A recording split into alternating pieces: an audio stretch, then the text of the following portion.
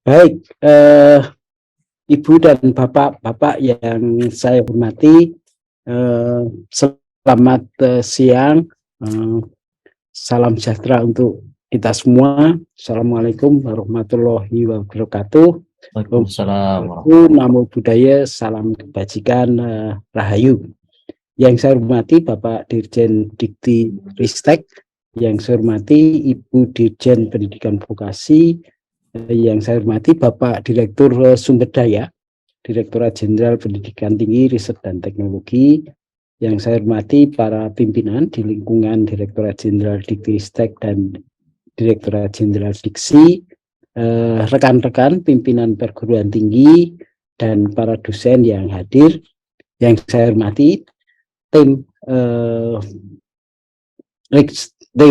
Dikti-Ristek yang bekerja untuk masalah terkait pengakuan angka kredit. Nah, kita akan membicarakan, ini barangkali sudah sosialisasi yang keempat kalinya.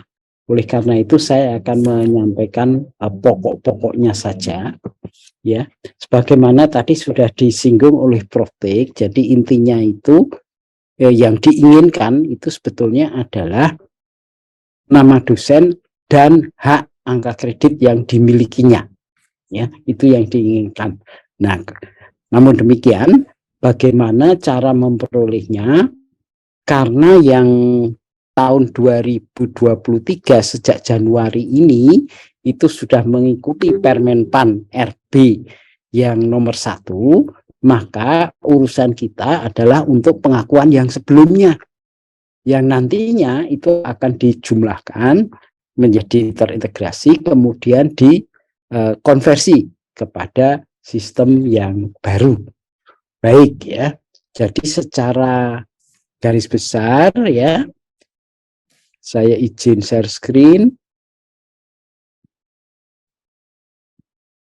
Nah, jadi mudah-mudahan sudah terlihat ya, Prof. Tik sudah terlihat ya? Terlihat Pak Joko. Jadi bagaimana pengakuannya, penilaian yang mana yang sebelum 2023, karena nanti akan dijumlah dengan yang 2023 dan diintegrasikan menjadi satu sistem yang kemudian akan dianut untuk seterusnya. Nah, ini yang mengatur adalah di pasal 58. Kalau pasal 57 mengatakan yang seluruhnya itu akan semuanya diselesaikan di Januari 2023. Nah, di pasal 58-nya itu diatur bahwasannya ya, untuk yang sebelumnya sampai 31 Desember 2023 ini menilainya tetap aturan lama. Sedangkan untuk yang mulai 1 Januari ke depan ya, itu sudah dengan aturan baru. Namun demikian ya, proses yang dilakukan seperti di ayat 1 tadi, inilah yang sekarang ini menjadi kita cukup tergesa-gesa begitu loh. Harus dilaksanakan paling lambat 30 Juni 2023 ya. Jadi waktunya hanya 6 bulan ya. Jadi kembali lagi secara rinci, pengakuan untuk sampai dengan 31 Desember 2022 itu tetap menggunakan Permenpan RB 17 Junto 46 tahun 2013 ya. Ya, ditambah dengan tentunya aturan POPAK dan suplemennya. Nah, ini berlaku untuk semua dosen di lingkungan Direktorat Jenderal Dikti, Diksi, dan perguruan tinggi mitra atau perguruan tinggi kementerian lain. Oleh karena itu, Ibu dan Bapak-Bapak mohon para pemimpin di lingkungan L2 Dikti, di lingkungan PTN, dan di lingkungan PTKL bisa difahami bahwasanya asas yang kita pakai kepercayaan. Artinya kita percaya kepada Ibu dan Bapak, pemimpin PTN, L2 Dikti, dan PTKL untuk bisa menghitung ya angka kreditnya tadi. Dan nanti yang AA dan L itu diselesaikan di tempat Bapak, sedangkan untuk LK dan GB diselesaikan di Direktorat Jenderal pendidikan tinggi ya. Jadi kembali lagi Ibu dan Bapak-bapak ya, pemimpin PTN, L2 Dikti dan PTKL akan menyelesaikan itu ya apa penetapannya itu untuk asisten ahli dan lektor, sedangkan untuk lektor kepala dan guru besar penetapannya oleh Direktorat Jenderal Pendidikan Tinggi. Oke, ya. Jadi lini masanya begini. Ini ada nanti usulan yang diusulkan kemudian harus diakui ini. Nah, batas unggahnya 15 Mei di sini. Oke, kemudian ditetapkan 30 Juni. Ya, ini sama baik untuk untuk asisten ahli dan lektor yang ada di pemimpin PTN maupun pemimpin L2 Dikti, sedangkan untuk LK dan GB itu di Jakarta. Nah, ini angka kredit ditetapkan di sini. Nah, demikian pula kalau untuk kenaikan jabatan fungsional akademik. Ya. Jadi di sini beberapa kebijakan transisi nanti akan kita atur, ya. Antara lain ada tanggal di mana pengakuan angka kredit meskipun sudah lewat 1 Januari 2023 itu tetap bisa digunakan untuk perbaikan. Dan semuanya itu harus selesai 30 Juni 2023. Ya. Nah, oleh karena itu meskipun masih sudah memproses ini, diharapkan tetap meminta pengakuan. Nah, sehingga nanti kalaupun tidak selesai, ya angka kredit yang 1 Januari ke depan itu pasti sudah ada. Ya, tetapi yang belum ada adalah yang sebelumnya, yaitu 31 Desember 2022 dan sebelumnya. Ya. Oke, saya kira ini sumber data yang penting itu valid gitu aja. Ya, ini kalau yang gede-gede ini yang sudah ada, sistem manajemen ini juga di beberapa perguruan tinggi ngembangkan sendiri dan lain sebagainya. Kalau tidak ada juga yang penting ada yang menyatakan itu bisa dipercaya dan atasan Bapak sendiri yaitu pemimpin atau pimpinan dari perguruan tinggi negeri atau L2 Dikti atau PTKL itu memang meyakini yang disubmit dosen itu benar. Prinsipnya itu aja yang kita pegang. Ini aturannya saya kira tidak perlu saya sampaikan lagi ya. Nah, prinsipnya juga saya kira tidak perlu saya sampaikan lagi. Jadi tujuannya sudah jelas sebetulnya. Yang terakhir adalah untuk Direktorat Jenderal Dikti itu ya bisa memberikan pertimbangan nama dosen dan angka kreditnya. Sudah aja. Sedangkan untuk pemimpin L2 Dikti adalah nama dosen plus angka kreditnya untuk mereka yang masih pada jabatan akademik, asisten ahli, dan lektor. Udah itu aja. Ya. Mohon tidak dibuat terlalu rumit ya di lingkungan PTN, L2 Dikti maupun PTKL. Ya. Jadi mekanismenya seperti ini ya. Jadi secara garis besar ya dosen menghitung ya. Menghitungnya nanti angka kredit dapat dari mana? Dari ini seperti daftar usulan penilaian angka kredit dosen itu. A. Pendidikan, B. Penelitian, C. Pengabdian masyarakat, D. Penunjang, begitu ya. Kemudian sumber yang dipakai apa saja, asal itu valid ya. Oke.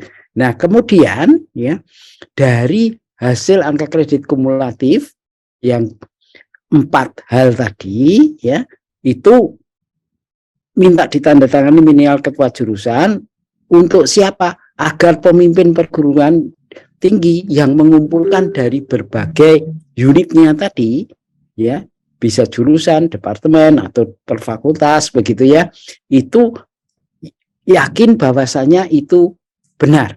Kemudian dilakukan penilaian oleh beliau. Selanjutnya ya, hasil penilaian angka kredit yang dilakukan oleh pemimpin tadi, formulir lampirannya kan sudah ada ini, format lampirannya. Lampiran E itu isinya list sama angka kreditnya aja. Nah, kemudian ada lampiran F, ya, untuk pengakuan hasilnya. Ya, ya. E ini maaf, E ini berita acara, F ini adalah pengakuan hasilnya, gitu. Nah, pengakuan hasil PAK itu paling lambat 15 Mei Diktiristek untuk lektor kepala dan profesor. Tetapi kalau untuk asisten ahli dan lektor itu seperti halnya kalau kenaikan jabatan fungsional akademik itu ada di PTN, L2 Dikti dan pemimpin PTKL, ya. Nah, selanjutnya ya Direktur Jenderal Diktiristek maupun dalam hal ini pemimpin PTN PTKL 30 Juni ya ini akan menetapkan ya angka kredit tadi. Oke. Mudah-mudahan ini saya kira cukup jelas nih poin-poinnya saja. Nah, penetapan angka kredit untuk jabatan fungsional lektor kepala dan profesor kemudian disampaikan ya kepada pimpinan kepala pimpinan PTKL, tembusannya kepada BKN. Nah, tembusannya ke BKN. Ya. Oke. Nah, kemudian hasil penetapan angka kredit jabatan fungsional asisten lektor disampaikan kepada Ditjen Diktiristek, tembusannya kepada BKN. Ini seperti diatur Permen RB 17 Juntum 46 2013 ya untuk asisten ahli dan lektor. Ini jadi siapa yang menyampaikan ini adalah pemimpin PTN PT Mitra dan Lembaga Layanan Pendidikan Tinggi ya. Kemudian ya ini memproses penetapannya ini. Pemimpin PTN L2 Dikti, pemimpin dalam memproses pengakuan akan untuk jabatan fungsional ahli dan lektor menyesuaikan tanggal kegiatannya. Ya, oke. Nah, ini diagramnya seperti ini. Ya, ini saya beri catatan bahwasanya kalau AA dan L itu hanya di PTN, L2 Dikti dan PTKL. Jadi ini dosen pasti menyusun dulu karena dialah yang mempunyai SKTMT tanggal berapa begitu. Ya, yang sebelum Desember 2022. Nah, kemudian dari berbagai sumber data itu dia kumpulkan, kemudian disetujui minimal L2 minimal oleh ketua jurusan ya. Ya, kemudian pemimpin PTN KL menandatangani berita acara ya. Oke. Kemudian dari situ membuat daftar nama tadi ya, lampiran F ya, kemudian persetujuan dari PTN disampaikan ke Direktorat Jenderal Dikti. Ini kalau untuk lektor kepala dan guru besar, tetapi kalau asisten ahli dan lektor kepala dan lektor itu diselesaikan di PTN L2 Dikti atau PTKL. Nah, kemudian di sini ya itu akan ditetapkan. Ya, penetapannya kalau LK dan GB itu oleh Ditjen Diktiristek, tapi AL dan L itu oleh pimpinan PTN, pimpinan L2 Dikti atau pimpinan PTKL. Nah, ini form-formnya saja, saya kira saya tidak perlu bahas ya pendidikan, yang penting adalah ada angka kreditnya. Oke, ini yang menunjukkan validitasnya saja, tidak perlu dilampirkan benar-benar begitu berupa tumpukan kertas, enggak, tetapi cukup linknya saja di mana bisa diakses, misalnya seperti itu. Ya, oke, lampiran B untuk penelitian, lampiran C untuk pengabdian masyarakat, dan D untuk penunjang. Nah, ini adalah lampiran E yang berupa berita acara yang menyatakan bahwa telah dilakukan ya perhitungan hasil angka kredit ya yang kemudian bisa digunakan untuk proses selanjutnya. Ini ditandatangani oleh pimpinan perguruan tinggi ya.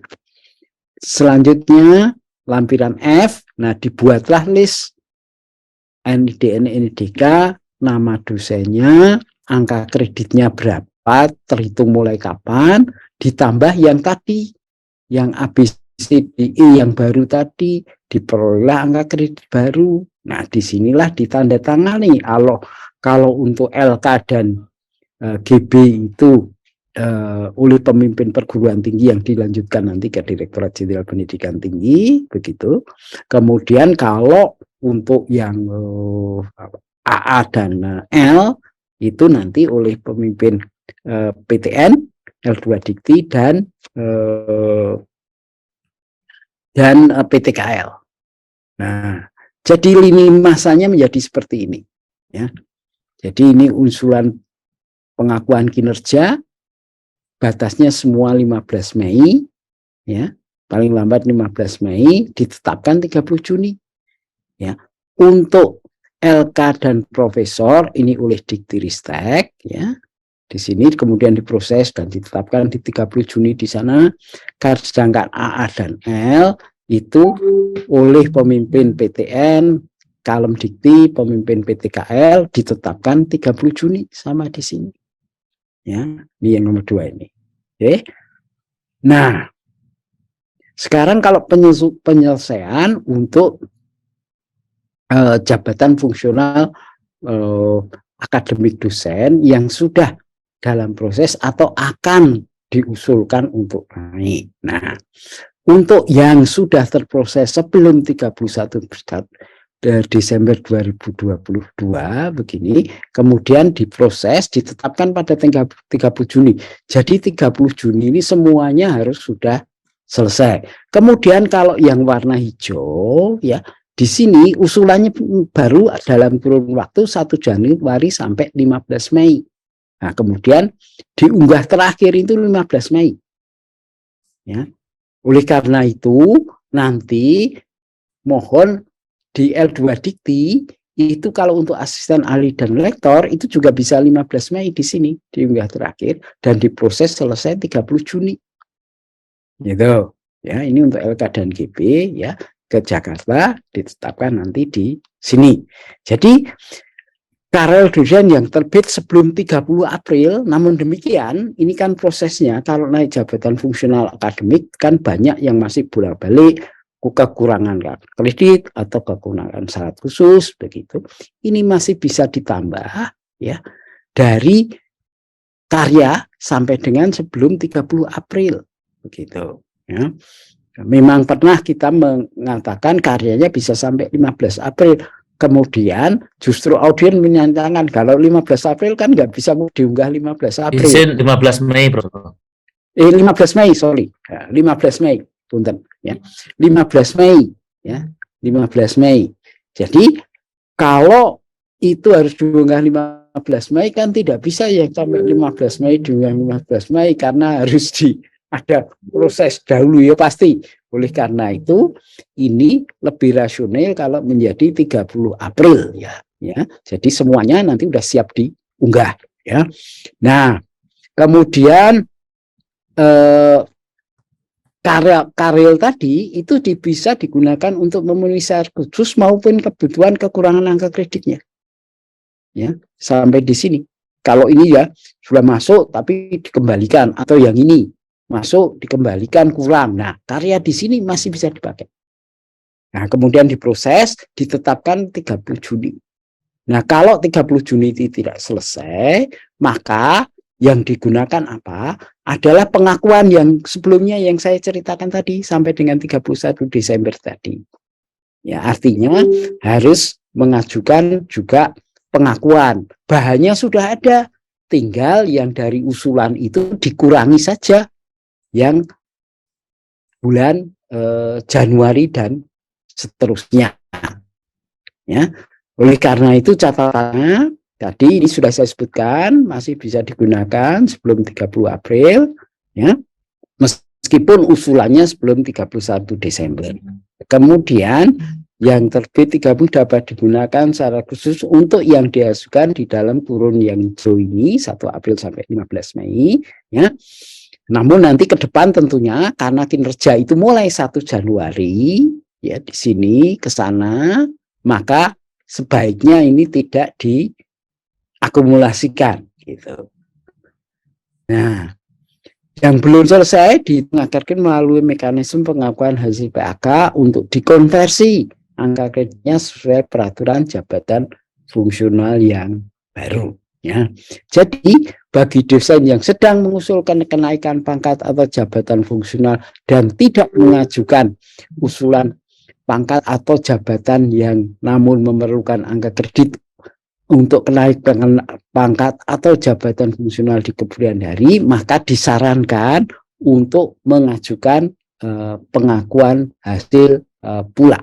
Ya, jadi saya kira demikian yang bisa saya sampaikan. Mudah-mudahan semakin jelas, dan pada proses di lingkungan PTN, L2 Dikti maupun di PTKL maupun ini pasukannya bapak-bapak dari L2 Dikti yaitu PTS itu tidak